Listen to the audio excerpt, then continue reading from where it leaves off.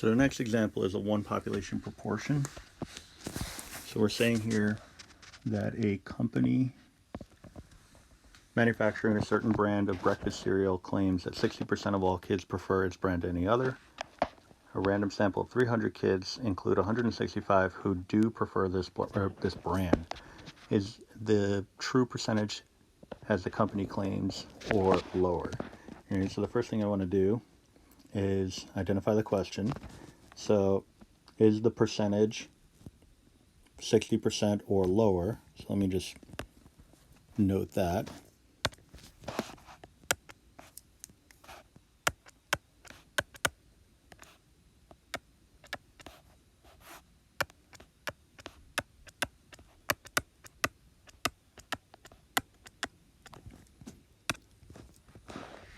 And the fact that we're talking about a population proportion here, and it seems to be a single population proportion aside from the fact that it says that in the title, is going to be our indication that we're looking at a one prop z-test, but I'm going to write one population proportion given. All right, so one prop z-test. Now we get to our assumptions and conditions. Now this is the trickier part because it's the part that is like, I don't know, I categorize it as probably feeling like it's unnecessary. But like I said in the last video, maybe the one prior to that, that it has more to do with the justification for why we're selecting this test than anything else. But in terms of actually conducting the test, it is kind of meaningless. All right, but what we're looking at here, just referring back to the chart, we need a simple random sample, and if you look across the board, it's simple random sample pretty much in every case. Binomial distribution, but then we have the weird ones. The weird ones are that NP and NQ, Q being 1 minus P, are greater than or equal to 5, or 10, or 15, or whatever you want it to be, because this is one of those, I'll call it made up statistical rules. Somebody decided 5, and somebody else said, how about 15? How about 25? How about 100? So it could be pretty much anything. Mu is equal to NP. Sigma is equal to the square root of NPQ. All right. So as long as our mean is sufficiently large, the one population proportion test is going to work. All right. So here we are. A random sample. So that's a condition. SRS. Now the binomial conditions being satisfied. All right. So fixed probability. Well, it would be at 60% if that's true. All right. Independent events. If you like the brand, it doesn't mean nobody else can like the brand. 2 outcomes. That seems to be the case here because we're looking at a person either liking the brand or not. We could define it in other ways, but it seems to be the way that they want it here. And fixed number of trials, which I guess should have been the first one, we have a random sample of 300 kids. So all of those ingredients are there. Sometimes they're kind of hidden, but they're all there and verified. So binomial rules.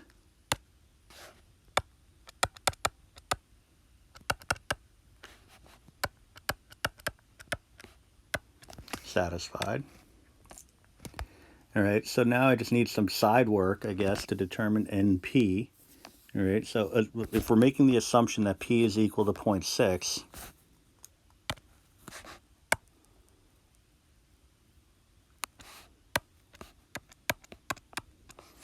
NP, pen is a little iffy here, would be equal to 300 times 0.6. It would have to be a pretty minuscule p-value in order for this not to be something that's bigger than 5 or equal to. So this is exactly 180. And then n times q, or 1 minus p, 300 times 0.4,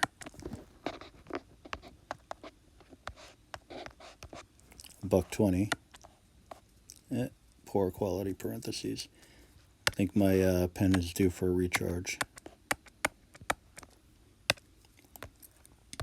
All right, so that's satisfied. All right, so I can include that in my conditions. So we really don't have to assume anything. The idea of mu being equal to np and sigma being equal to the square root of npq, that's all satisfied by the idea that the binomial rules apply. All right, so np is greater than or equal to 5, n times 1 minus p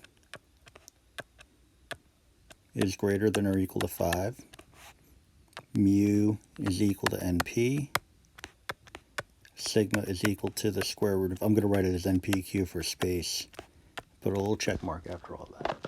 All right. You may not like it, but you do have to show that computation of np and nq, or n times 1 minus p. All right. Otherwise, you really haven't justified it. And from the perspective of anybody grading it, it's like, well, did they know it or did they just guess? All right. So we want to know whether or not the population proportion P is 0.6 or lower.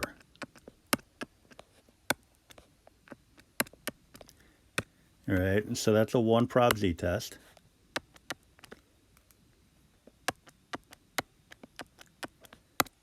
So we want to break out our test statistic formula. So z is equal to p hat minus p.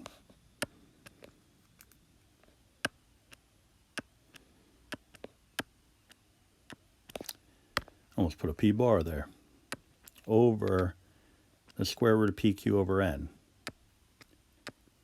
Now remember we had a little discussion about this in class. This has to do more with the reasonable expectation of what the true percentage would be, right? So it really comes down to the idea that you're either making an assumption of what P is, and in this case that seems to be the case, or you're going with 50-50. So in the absence of any kind of meaningful understanding of what the assumed value would be, in the case of something like a confidence interval where we don't have necessarily a claim, we're just investigating, then you might consider going with 0.5 because you look at it and say, well, you got an equally likely chance to select it or to not select it, that particular brand. Right? In this case, we have an assumed value to work off of, so that's what we're going to do. All right. So p hat minus p. So I guess off on the side here, let me get my p. My p hat is 165 over 300. I'm just going to jot that off on the side.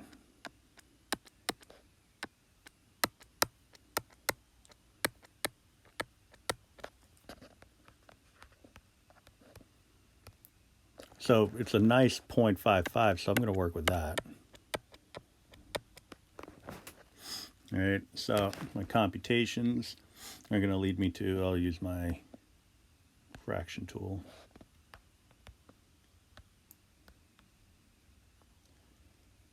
For the square root of, I'm going to try it. Oh yeah, it worked, look at that. 0.6 times 0.4 over the number of trials, which would be 300. Looks like I got what I need, barring any catastrophic errors. Since I don't have a class of people in front of me, if I'm going to make a mistake, it's going to go unnoticed until somebody sends me a message. So if you do notice a mistake, typo bonus rules are still in effect. So send me a message and let me know. 768.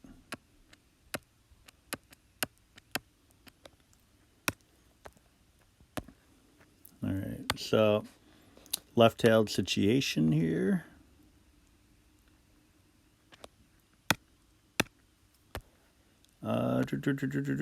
Does not say the alpha value. So we'll go to 0.05. So the critical value, Z. I always forget, is it 1.96 or 1.645? Well, I'm going to let the calculator tell me. So inverse norm, 0.05. 1.645, negative.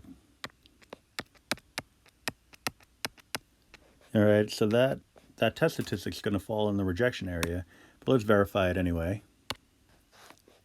All right, so I would want normal CDF,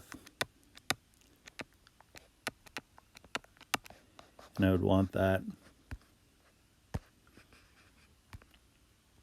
on something extreme in the negative direction, so lower, upper. I'll do like negative 100, like I pretty much always do. Negative 1.768-ish. And then mean and standard deviation, but it's assumed to be 0 and 1 unless you're told otherwise, or unless you tell it otherwise.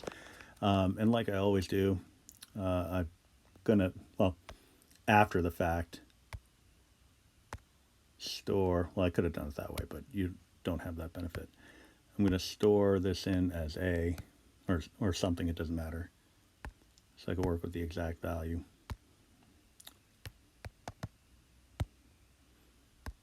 So like, as I normally, always, eventually do, but never do it before I forget to do it. I love not making sense. So 0.0385.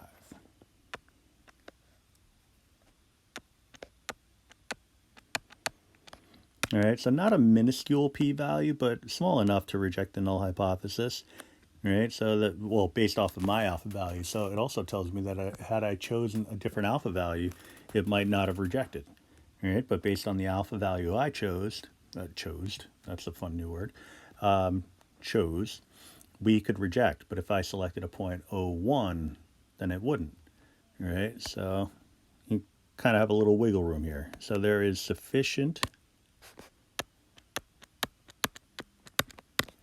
evidence to reject the claim that and I always forget what the problem's asking, breakfast cereals prefer its brand to another. Okay, I think I can get what I need out of that. All right, sufficient evidence to reject the claim that the population proportion of kids, I think it was kids, who prefer one brand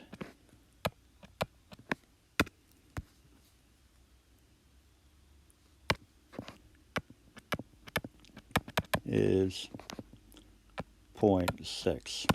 You know, I didn't really know what the brand was, so I just called it one brand, its brand, the brand, whatever. I mean, if you're really doing this at the 0.05 significance level, it would have a little bit more context to it. So this is just a kind of a vague question. Therefore, the claim that the population proportion is lower. Oh boy.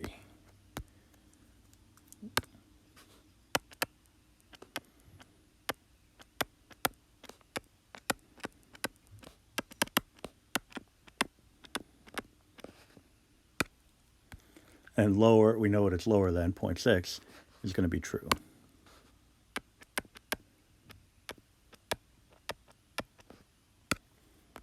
All right, so another completed hypothesis test in the books. You know, when you have it in this format, it might seem like it's a lot, but it really isn't. It's hopefully you're recognizing that it's the same structure. The new little twist is that we have to account for the conditions and the assumptions, but the amount of work that you have to show is really minimal. Right? And a lot of this stuff is going into why you're selecting what you're selecting. So, like, for example, the type of test, the question part in the middle, you wouldn't write that. Conditions you'd have to write. The test, formulas, computations, yeah. But like I said in class, the setup and the answer are more important than actually showing the computations. To play it safe, you may want to substitute the numbers in, but even that's generally not a requirement. Right? With the conclusion being probably the most important thing. So as long as you have your eye on that, then I think you'll be in good shape. Better than good shape, great shape.